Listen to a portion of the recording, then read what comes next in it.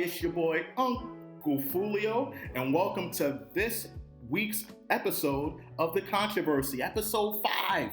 Episode number 5, ladies and gentlemen, of The Controversy. As always, this show is sponsored by nothing but Knicks. Make sure you like and subscribe to the channel. Also, hit that notification bell just to be notified of any new content that we have for you or anytime that we go live. Now, what is my controversial take for this week, ladies and gentlemen? My controversial take for episode 5 of The Controversy. Should the Knicks extend Julius Randle past his current contract? And if so, how much should we pay him? So, I'm going to get into this topic. This topic is, probably not that controversial, but definitely something that we need to talk about because, a lot of people out there are very confused about how the salary cap works and, if we can offer Julius Randle the max. And I'm going to go into some details to explain to you what the Knicks can offer him and what's most likely going to happen and what I want to happen.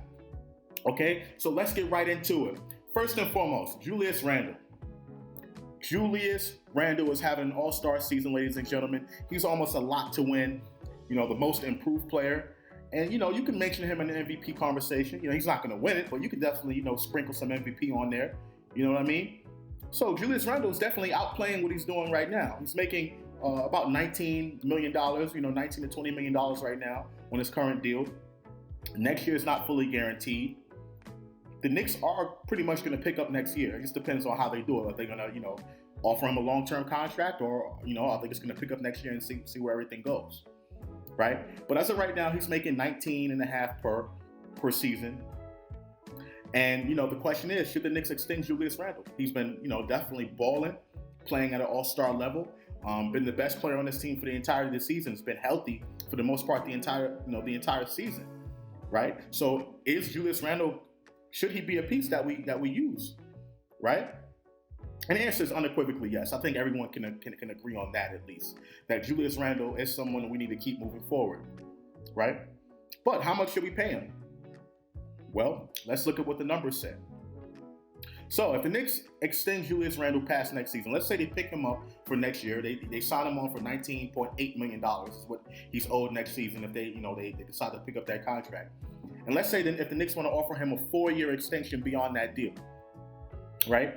The max, or, if in that 4-year, $108 million contract, because that's the maximum the Knicks can offer him, because that'll be based on what his current deal is, that 4-year contract would be around $26 million annually.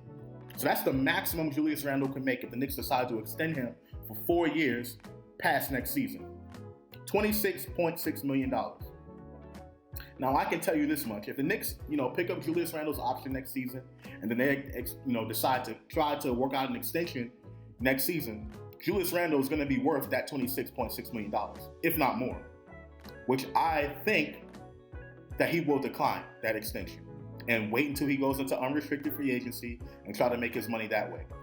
I think Julius Randle right now is a $30 million NBA player. His play, the way he's playing, he's worth $30 million easily. And I think if he goes into unrestricted free agency, he will command that. And there's no doubt in my mind he will command that. Okay? So Julius Randle is worth more than, what the Knicks can offer him. Right? So Julius Randle is most likely going to opt out and test unrestricted free agency just to, bring that price tag up. Now, Knicks fans are not going to be happy with that. Right? Knicks fans are not going to be happy with that. Knicks fans, we're from a tough town. A lot of people ain't got millions of dollars, you know what I mean? So just hearing that, that the Knicks having that conversation with Julius Randle and him saying no to $26 million per year, that's gonna rub some fans the wrong way. Just like it did Francisco Lindor with the Mets. He wanted, to get $1 million more than Fernando Tatis got. The Mets offered him a pretty hefty contract and he declined it, and he, got himself a little bit more money. And of course, Met fans weren't happy about that. And that's just the nature of the town, the nature of the business. But there's no question that Julius Randle is worth more. He is worth more than $26 million. He's worth $30. And the Knicks are going to have to give up that money if they want to keep this guy around for the long term. And I have no problem with it at all. Knicks fans, you have to understand something. You cannot play scared money in the NBA. That's exactly what we're playing. Scared money. the unwillingness to go out and go sign players for $20 million contracts, this staying put mentality, being comfortable and being content with what the Knicks currently have. We cannot have that mentality. We have to be aggressive, because if we're not aggressive, other teams in the Eastern Conference will be aggressive. Your Miamis, your Chicagos, even though they're not doing so good right now. But again, they're not staying put. They're going to be aggressive out there in the market and seeing what they can, what pieces they can bring in to upgrade their team. Now, I know the Knicks are playing really well this season. I think this is going to continue because they built this foundation. Leon Rose, Worldwide West, Scott Perry, Tom Thibodeau, they built this foundation. And I think the Knicks, the front office is going to continue to build on that. But part of building on that is being a little bit more aggressive in free agency and going out and getting some talent in here. Now, listen, I believe the Knicks have talent. I believe they have talent, but what they're missing is a star player or another star player to play along Julius Randle. That's why I was a proponent of bringing in someone like a Chris Paul in the offseason or Russell Westbrook. I was a big proponent of bringing those guys in. Imagine what Chris Paul would be doing on this team right now. And we need a point guard.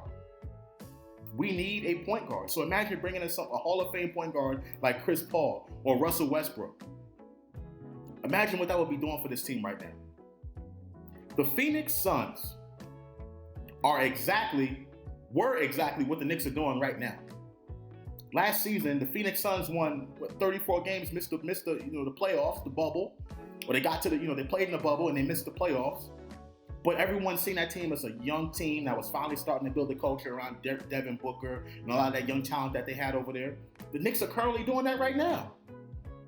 A bunch of young talent that would, we have RJ Barrett, we have Mitch, we have Emmanuel Quickley, and we have Julius Randle. So yes, we need to sign Julius Randle long term, and we need to bring in another guy to play next to him. It can happen, folks. It can happen. You can do that, and you can also draft players and develop at the same time. Okay? Another thing that I want to address, if the Knicks don't extend Julius Randle, and they want to play hardball with Julius Randle and not give him anything over $26 million, which is what he's, the maximum he can get, if they offer him an extension, I believe that's going to make the franchise look terrible. Julius Randle deserves to get paid. We got to pay him the money. We can't be cheap and play these games around with our best player. We got to be able to tell these guys that we want them and we want players to come here. We cannot be stingy. Okay? So, we attempt to extend Julius Randle. If he doesn't accept the extension, we wait till he goes to be an unrestricted free agent and we throw our best shot out there. At least $30 million. We have to. We have to. And other players, once they see Julius Randle and RJ Barrett having, another year next season, getting better, Emmanuel Quickley, Mitchell Robinson, even Obi Toppin, even him next season. That's another year that they're getting better in the NBA.